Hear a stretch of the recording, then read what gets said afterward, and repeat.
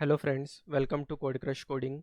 In this video we are going to cover some of the important methods which are useful in the tuples. So currently I have these two tuples fruits which have data items apple, grapes and orange. Another tuple price which has data items in the form of numeric type 100, 150, 180 and 200. So what I want to do, I want to create another tuple with the help of this existing tuple price. So let's say I want another tuple which has name my price, and this tuple will have the values of price. So I can directly assign this price tuple to this tuple my price, and if I try to print now my price, let me save this and run it now. So I am able to get this tuple my price. Whatever values I have in the price, I am also getting those in my price. What if I can multiply this with, let's say, 3? Now what do you think, what will be the output of this code? Let me run this. So see, the initial items which are 100, 150, 180, 200, those are getting printed, and the same data items which were initially are getting repeated 2 times more. So it means that we are getting same items 3 times. So if you try to print multiply by 2 and run it now, so we will get the data items twice. So in this way you can make use of this numeric values. In the similar way you can also make fruits tuple to be multiplied by 2. Now see, you will get the fruits tuple values twice now in the my price tuple. So this is the repetition. So whatever times you want the repetition of a tuple, you can make use accordingly. So another function, let me remove this my price tuple now. Another function we can check to identify the maximum and minimum value in your list. Let's say you want to identify the maximum value in the price tuple.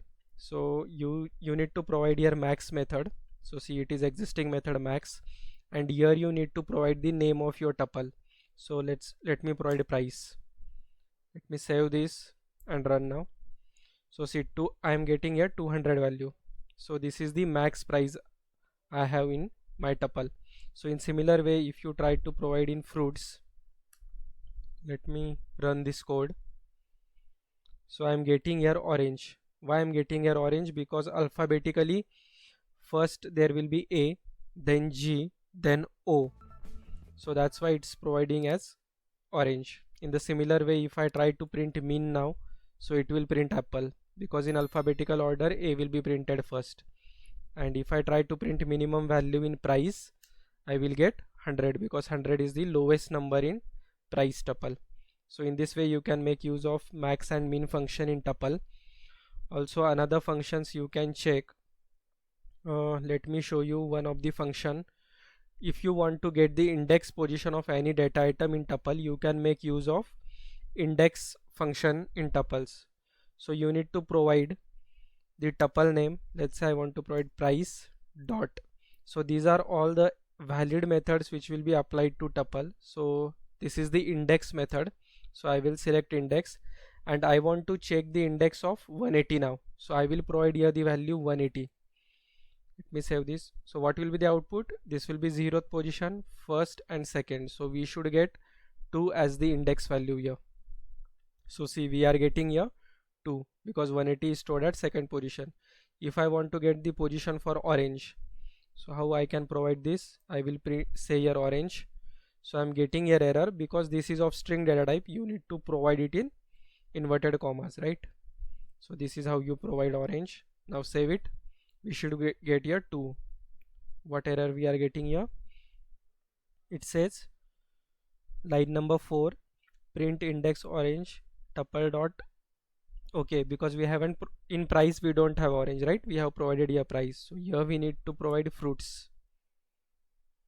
So sometimes errors are useful. We get to know what we have done here wrong. So here we need to provide fruits. Now we will get here the value. So see, we are getting here 2 as the index position for orange. So in this way you can identify the position of your data items in a tuple with the help of index function. Another function in tuple is to count a particular data item, means how many times that particular item has occurred in your tuple. So for that you have count function. So here you have count. Let's say I want to check how many times 200. Let me make change here. So I will check in price tuple. So I need to check how many times 200 has occurred in this price tuple. So let me run this. So it says one times because 200 had occurred only one time. Let me add duplicate values for 200. Now 200 has appeared 3 times, right? So I will run this. See, I'm getting here 3 times. In similar way you can check for the fruits tuple also. You can provide a value like apple.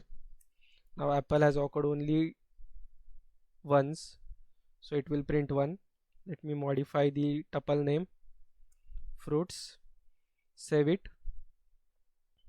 run it. So you see you are able to get the count of particular items, that is apple, in the existing tuple. So this was all about the tuples. So we have covered all the basic things about the tuple. So you can see the description here.